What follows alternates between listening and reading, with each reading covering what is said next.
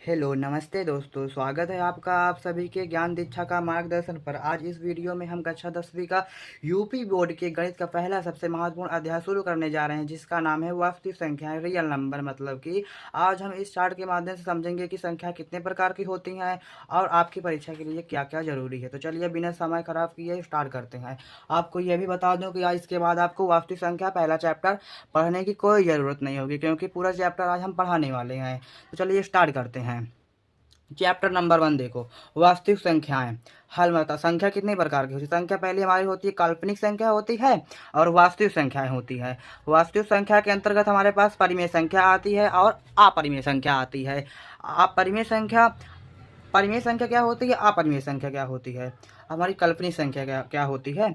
काल्पनिक संख्या जो होती है आपको क्लास 10th में पढ़े कि नहीं, मतलब ये अपने चैप्टर मतलब है नहीं है, लेकिन ये आपको क्लास 11th में मिलेगा, ठीक है। तो परिमेय संख्या क्या होती है, इसे हम, यह संख्या क्या होती है, इसे इसे हम लोग इसे हम लोग पी बटे क्योंकि रूप में लिख सकते हैं, ठीक है। रूप में लिख सकते हैं, ठीक है।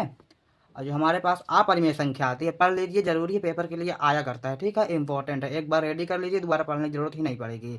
इसे हम क्या कहते हैं, इसे इसे पी बटा क्यू के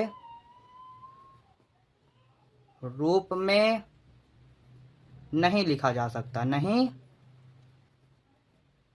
लिखा जा सकता, इसे नहीं लिखा जा सकता, ठीक है।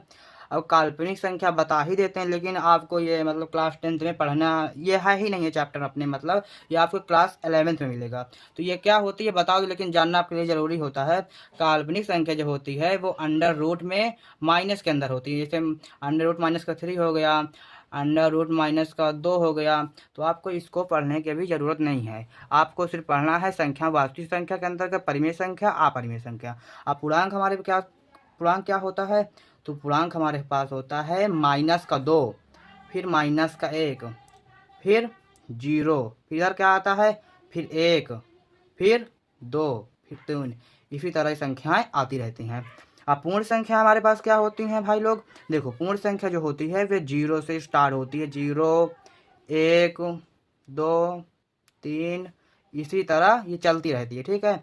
अब प्राकृतिक संख्या हमारे पास क्या होती है, ये हमारी शुरू होती है 1, 2, 3, 4, ये इसी तरह चलती रहती है। आपको दिख रहा होगा ये सम संख्या भैया क्या होती है, मतलब इतना शॉर्टकट में बता रहा हूँ, समझ लीजिएगा, दोबारा पढ़ने की जरूरत ही ना पड़े। तो सम संख्याएं क्या होती है अपने पास, ये सम संख्याएं होती हैं जो संख्या 2 से विभाजित हो जाती हैं, विभाजित, जो संख्या 2 से विभाजित होती हैं, ठीक है।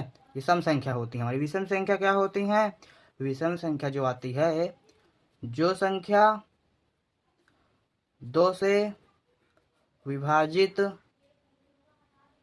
विभाजित ठीक है, विभाजित विभाजित विभाजित नहीं होती हैं, ठीक है, नहीं होती हैं, ठीक है, समझ लीजिएगा, नहीं होती हैं। विभाजित मतलब गलती हो गई इसमें थोड़ा सा, ये विभाजित इस तरह रहेगा, ये मात्रा नहीं रहेगी, ठीक है, विभाजित हो जाएगा, ठीक है। देखो सम संख्या जो होती है वो 2 से विभाजित हो जाती है। जैसे मैं उदाहरण भी दे सकता हूँ आपको, जैसे हो गया हमारे पास 2 हो गए, मतलब 4 हो गया, 6 हो गया, 8 होगा।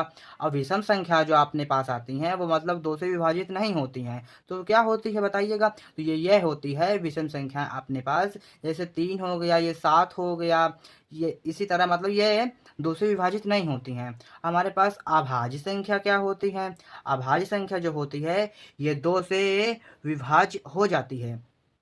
तो अभाज्य संख्या हमारे पास क्या होती है,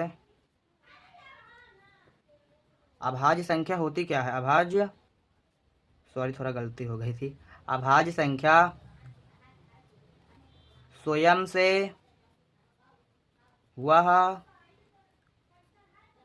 एक से विभाजित विभाजित होती है, ठीक है।